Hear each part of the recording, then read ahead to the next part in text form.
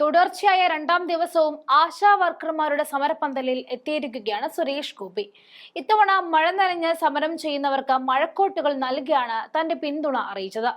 അതൊക്കെ നല്ല കാര്യം. നല്ലത് കണ്ടാൽ നല്ലതാണെന്ന് തന്നെ പറയണം. അതേസമയം തെറ്റ് കണ്ടാൽ അത് ചൂണ്ടിക്കാണിക്കുകയും വേണമല്ലോ. നമ്മളുടെ ശ്രദ്ധിച്ചത് തന്റെ ഉദ്യോഗസ്ഥന്മാരോടുള്ള സുരേഷ് ഗോപിയുടെ ഒരു മുതലാളിത്ത ഭാവമാണ്. കാറിൽ നിന്നും കുടയുമായി ഇറങ്ങിയ സുരേഷ് ഗോപിയുടെ കുട വാങ്ങാൻ ശ്രമിക്കുന്ന ഉദ്യോഗസ്ഥന്റെ കൈ അവഗണിക്കുന്നതും ധാർഷ്ട്യത്തിൽ നോക്കുന്നതുമാണ് വീഡിയോയിലുള്ളത്. സ്വന്തം ജീവനക്കാരോട് ഇങ്ങനെയാണെങ്കിൽ ബാക്കിയുള്ളവരോട് എങ്ങനെയായിരിക്കും എന്ന ചിന്തയാണ് ആ വീഡിയോ ദൃശ്യങ്ങൾ കണ്ടപ്പോൾ മനസ്സിലുദിച്ചത്. ഈ സംഭവത്തോട് ചേർത്ത് മറ്റൊരു കാര്യം കൂടി ഓർമ്മിപ്പിക്കുന്നു. സഹായം ചോദിച്ചെത്തിയ സ്ത്രീക്ക് മുന്നിൽ വണ്ടി നിർത്തിയ തന്റെ ഡ്രൈവറെ പുറം വഴി നോക്കി പൊതിരെ തല്ലുന്ന ഒരു പഴയ വീഡിയോ ഉണ്ട് സുരേഷ് ഗോപിക്ക്. അതിനുശേഷം പല ന്യായീകരണങ്ങൾ നിരത്തി വന്നെങ്കിലും ഇന്നും സുരേഷ് ഗോപിക്ക് അതേ മനോഭാവമുണ്ടെന്ന് തെളിയുകയാണ്. ആ വീഡിയോ ദൃശ്യങ്ങൾ കൂടി കാണാം.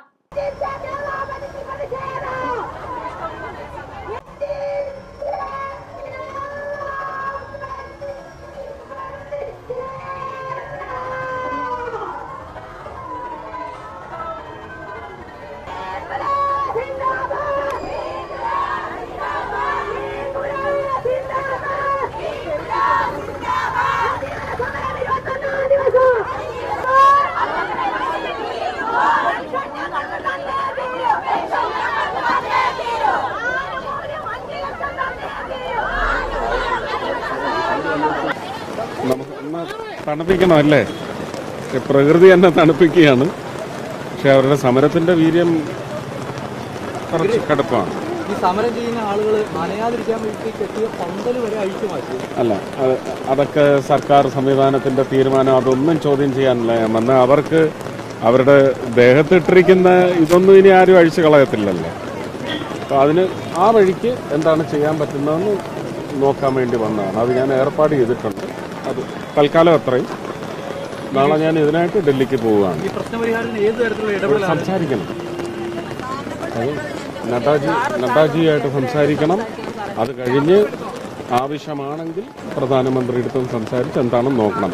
ഇത് എവിടെയൊക്കെ ഇങ്ങനെയുള്ള സമരങ്ങൾ നടക്കുന്നു, ഒരു പരിഹാരം കേന്ദ്രത്തിന്റെ ഭാഗത്ത് നിന്ന് ഞാൻ ഈ പറഞ്ഞ ഡയറക്റ്റ് ബെനിഫിറ്റ് ട്രാൻസ്ഫർ അടക്കമുള്ള സംവിധാനങ്ങൾ എങ്ങനെ നടപ്പിലാക്കാൻ. എനിക്ക് തോന്നുന്നു പത്രസമൂഹം ഒരു സമരം തുടങ്ങി വെച്ച് ഇത് ഇവർക്ക് നേരിട്ട് ഒരു ഇടയാളുമില്ലാതെ ഒരു ദല്ലാളുമില്ലാതെ ഇവരുടെ കയ്യിൽ കൃത്യമായിട്ട് ദിവസാടിസ്ഥാനത്തിലോ മാസാടിസ്ഥാനത്തിലോ എത്തിക്കുക എന്ന് പറയുന്ന ഒരു സംവിധാനത്തിന് വേണ്ടി നിങ്ങൾക്കും ഉണ്ടൊരു പ്രതിബദ്ധത. നിങ്ങളും അത് ചെയ്യണം. വാർത്തകൾ കൊടുക്കുന്നതല്ല, പ്രതിവിധി, സൊല്യൂഷൻ.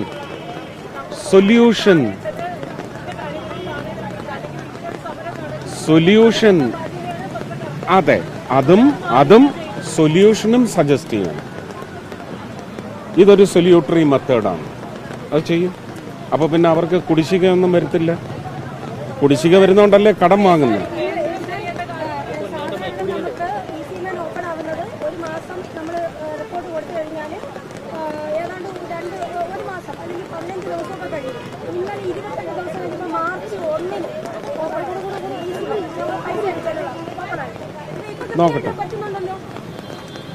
നോക്കട്ടെ.